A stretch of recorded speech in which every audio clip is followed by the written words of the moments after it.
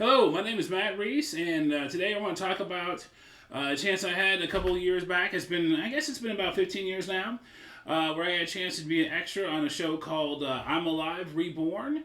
And as you can see, it was season 2, episode 10, so we're going to go ahead and get right to it.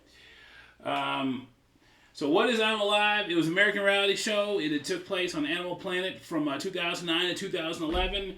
It featured these extraordinary true stories, shark attacks, venomous snakes, everything else. And basically the show it combines the survivor interviews with dramatic reenactments. So basically it was kind of like the old unsolved mystery piece, whereas okay, you would have the reenactments and people would be talking over, the reenactments and everything else, and had all that ambiance. So it was great. This case, it premiered October 9th, 2009. My season was 2011, and there's two seasons, 22 episodes, and again, there you go, fun fact, Nickelback, if everyone cared, was the theme song. So season 2 here at a glance, what do you see? You got me there with, Reborn, we were there at 10, so there was, in their particular case, there was two interspliced stories. So the first one was about a young lady who decides to pick up a bat and she gets rabies and almost dies. And the second one was a shark attack. So the one that I get to be the extra for was actually the shark attack. So we'll go ahead and discuss that and everything. So, you can see there was a total of 12 episodes. Ours was the 10th there. So here was quickly, the first story I mentioned there was a rabbit, rabies. And then the second one, which I'm in, was a Christmas Day shark attack. It was supposed to be there in South Africa on Christmas Day. Actually, we were filming in Oahu on the North Shore. It was a lot of fun there, and whatnot. So again, it was a great white shark. So here we go. There are some close-up shots of myself. So what we're gonna do is make sure you're looking for me. I'm in there. I'm gonna show a couple little snippets. And then I'll come back and we'll talk about it more. So here we go. So I'm going to show a little bit at the start, and then I'm going to show some snippets, and then you can see me, and then we'll talk about it. So there we go. I've had a long-standing relationship with the sea. Can't be far away from it. Out the corner of my eye, I felt a shadow or something crunch down on both my arms. And I thought, this is it. I've been attacked by a shark and I am going to die.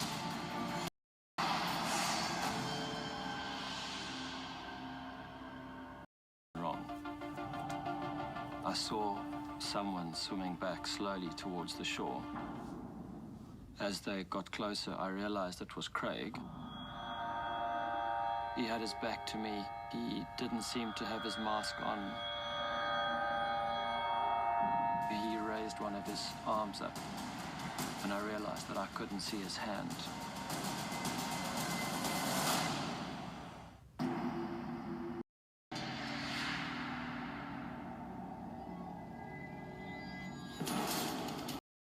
He had got quite close to shore when I saw that he raised one of his arms up, and I realized that I couldn't see his hand. And then I see marks on the shore. I start calling him to come and help me. And he's looking at me as if he's in shock. I didn't know what to do.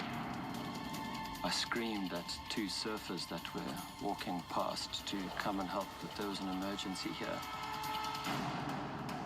I knew that every breath was going to count here and every drop of blood was counting, because I just knew that I had lost so much blood that my body was shutting down fast. I'm conscious I now need to get this last hurdle, which is over the rocks and over the kelp and weed and onto dry land. And there's a big swell coming around the corner, and hold my concentrated on seeing my children. I see a wave, just this wall of white water coming at me, and I realized it was my last chance. As it hit me, I just dived. And I body surfed on my back.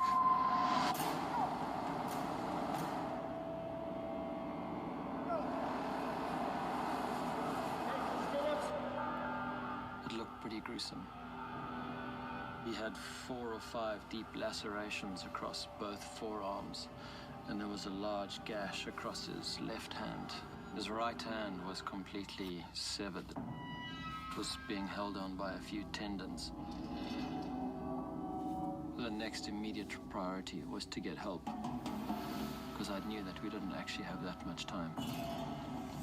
I was a lieutenant in the United States Navy. I was in Hawaii. I was working this crazy shifts where I was working kind of through the night, and I'd have 6 days on, 6 days off, 6 days on, and like maybe 12 days off. So, but you were working on these crazy shifts. So the days I'd have off on the daytime, I would make sure I try to come out there and really use that time for some good things. One of the things I got involved with was the Hawaii's Actors Network. I'm not sure if it's still really active, but basically it was a way for anyone who wanted to be an actor, a voice actor or physical actor, or just want to be an extra, want to get involved with the movies, could sign up. So it was a lot of time. It's a great time, and like I mentioned before, I'm a huge fan of Unsolved Mysteries. So when I had a chance to volunteer, I just jumped at it because it was kind of something similar. And I mentioned there some of the the recreation actors. They're in the back. You have particular solo performance and documentary focus. So a lot of these are really very much documentary focus, as mentioned.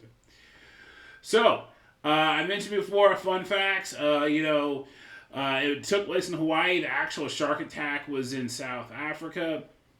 So as you can see there, when I'm bringing the guy out of the water, we actually did that a couple times.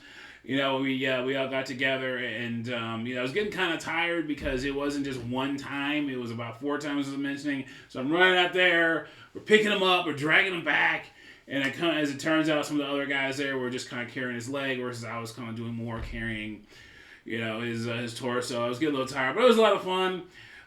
There was a lot of fake blood in that scene, as you guys saw there. So basically what that was when they have that show, that huge, they show the simulated shark bite, you see all that blood, and then you see the blood on the actual individual, and then some of the damage from the shark bite. It was cool fake blood, and then, they had some, the meat and everything else to simulate the injuries.